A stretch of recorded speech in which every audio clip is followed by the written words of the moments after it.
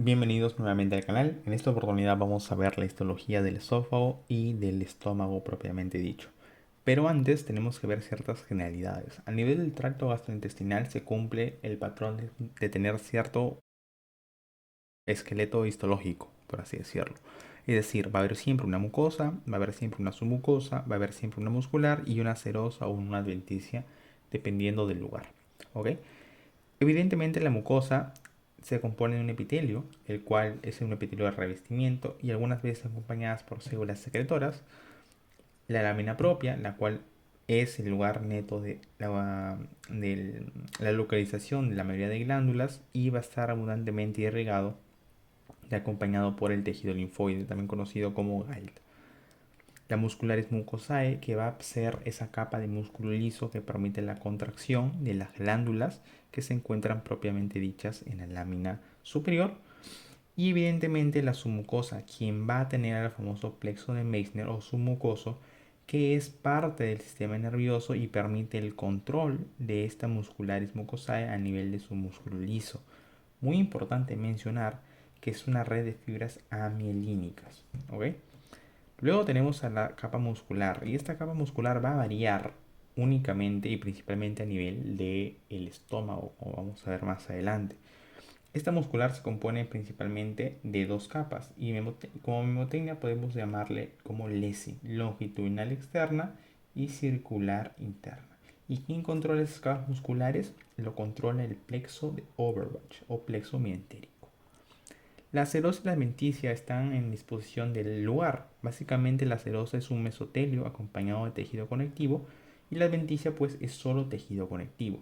¿Dónde encontramos la serosa? La serosa la encuentras en el estómago y en la porción terminal del esófago, es decir, la porción terminal, la porción que le sigue cuando el esófago penetra en el diafragma por el hiato esofágico. Y la adventicia se encuentra en la porción torácica del esófago, es decir, del diafragma hacia la laringofaringe, y toda la porción del intestino delgado, como del intestino grueso, del recto y del conducto anal. Ahora, digamos que el esófago es el conducto que viene a unir la porción de la faringe con el estómago propiamente dicho. Y podemos dividirlo estructuralmente en tres partes o tres tercios. Un tercio superior, uno medio y uno inferior, con la principal característica que las capas musculares van a ser distintas. Por ejemplo, tenemos que la capa muscular de la porción más superior, o sea, del tercio superior, va a ser netamente músculo esquelético. ¿Ok? Sin embargo, la porción más inferior, el tercio inferior, es netamente músculo liso y lo podemos apreciar por la presencia de ciertos túbulos T, ¿no? Estos túbulos T en la capa más superior. Y la capa media, pues simplemente se dice un intermedio, ¿no? Entre músculo liso y músculo esquelético.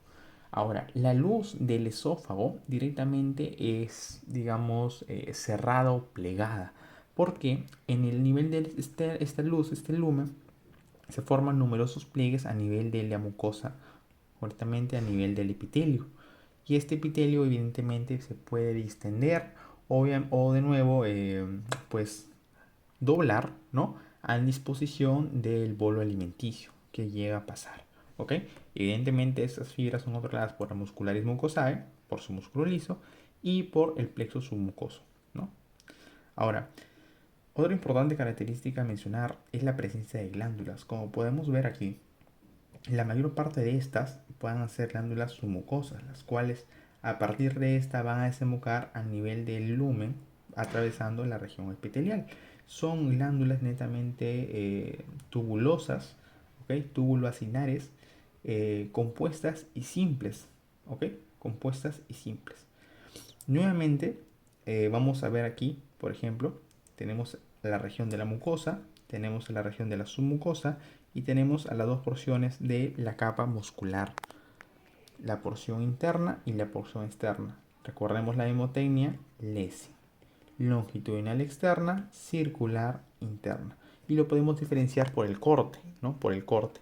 La longitudinal eh, externa, como es una capa longitudinal, evidentemente las fibras van a venir atravesadas y por lo tanto este va a ser el corte resultante.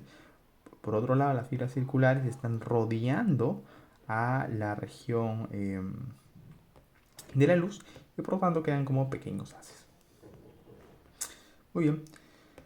En la porción más interna también podemos ver nosotros ciertas papilas. Esas papilas están formadas por evaginaciones de la la lámina propia como tal. Y esta lámina propia permite una alta irrigación de la región de la mucosa debido a que aquí hay abundantes vasos sanguíneos. Vamos a ver que estos acinos que se encuentran en la región de la submucosa son netamente acinos mucosos, ¿no? Mucosos, y que sus conductos más internos van a ser cúbicos y sus conductos más externos van a ser netamente cilíndricos, ¿no? Cilíndricos biestratificados y aquí van a ser cúbicos planos.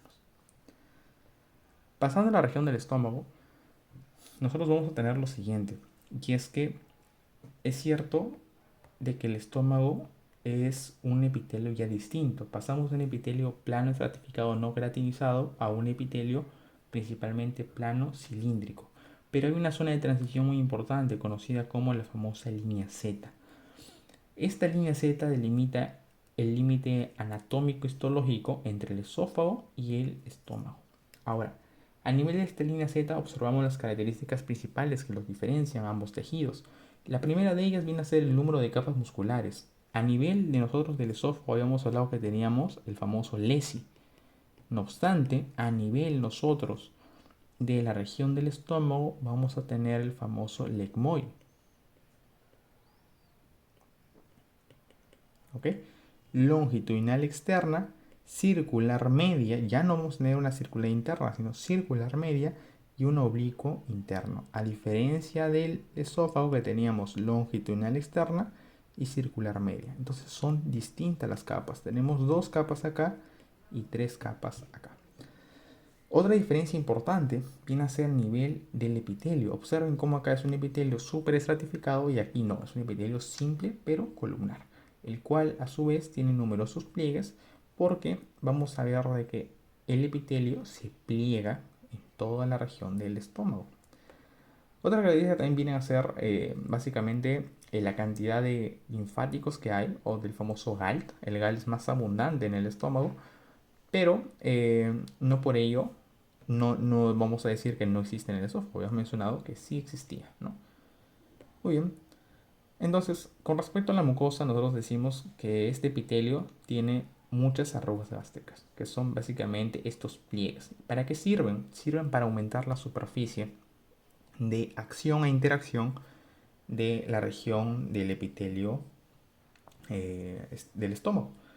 Se dice que aproximadamente son 800 metros cuadrados que cubre, con una volumen de 1.5 litros hacia 3 litros en extensión máxima. Sin embargo, el estómago evidentemente no está siempre extendido, ¿no? Esto es variable dependiendo de la comida que se consuma, ¿no? O de los alimentos que lleguen hacia esa región. Está dividido, recordemos, por anatomía en tres zonas, ¿no? Tenemos la región en cuatro, perdón. El cardias, ¿no? Que viene a ser la porción inicial, el fundus, el cuerpo y el famoso píloro. Y con esta clasificación se han visto que en cada zona hay distintos grupos glandulares. Entonces, existen glándulas pilóricas, que son las glándulas terminales, las glándulas fúngicas, que son abarca el 75% de ellas, y en menor cantidad glándulas cardiales, que son aproximadamente un 10%. ¿Ok? En todas ellas siempre va a haber pliegues, pero va a haber una diferencia en la distribución de estas glándulas tubulosas. En este caso, las glándulas pilóricas, por ejemplo, son túbulos, en este caso tortuosos, que se van a plegar entre sí, como podemos ver aquí. Son túbulos compuestos tortuosos. Por otro lado, las glándulas gástricas o fúndicas van a ser túbulos rectos que llegan hacia el fondo y van a haber mayor cantidad de glándulas. Por ejemplo, en las glándulas pilóricas vamos a encontrar principalmente a nuestras células neuroendocrinas, ¿okay? Que se van a encargar de secretar ciertos neuropéptidos contráctiles y principalmente células mucosas, con alguna que otra célula parietal, pero son muy pocas.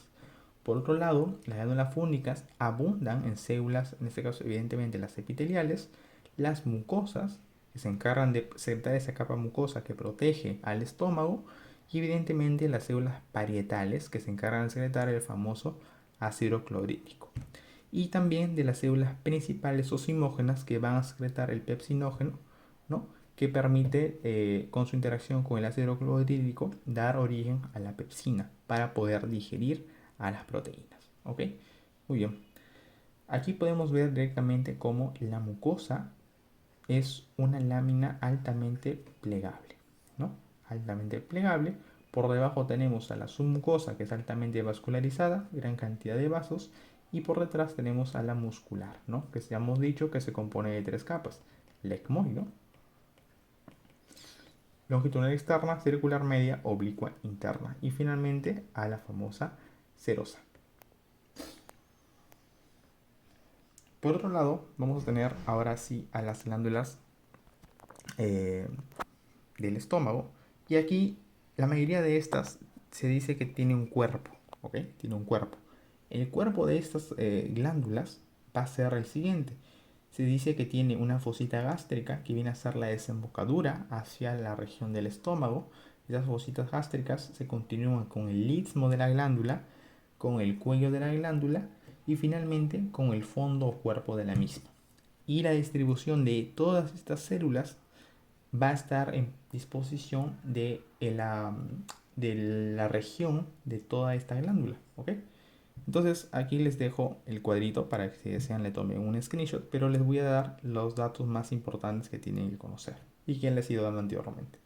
Primero, la ubicación. En el istmo vamos a encontrar principalmente a las células parietales, ¿ok? Las células encargadas, como habíamos dicho, de secretar el ácido clorhídrico. Pero además del ácido clorhídrico va a secretar el factor intrínseco de Castley que permite la absorción de la vitamina B12, ¿ok? Por otro lado, vamos a encontrar también evidentemente en el cuello a las células mucosas del cuello, que no son más que células secretoras de moco, ¿ok? Y también vamos a encontrar en el fondo ya no solo estas células mucosas del cuello, sino que principalmente aquí las células enteroendocrinas, que se encargan de secretar una diversa cantidad de neuropéptidos para la función contráctil, ¿ok? Pero no son muy abundantes. Quienes abundan en el fondo, y eso es pregunta de examen, son las células principales o simógenas, que como habíamos dicho, estas células se encargan de secretar pepsinógeno y lipasa, ¿ok? Pepsinógeno y lipasa. Por otro lado, eh, recordar muy importante, y es que cada una de esas glándulas acaba en una fosita gástrica, fosita la cual muchas veces se puede ver en cortes histológicos como pequeñas depresiones, ¿ok? Como pequeñas depresiones a nivel de estas rugosidades. Nuevamente les dejo los cuadros para que si desean le tomen pantallazo y nos vemos en una próxima ocasión.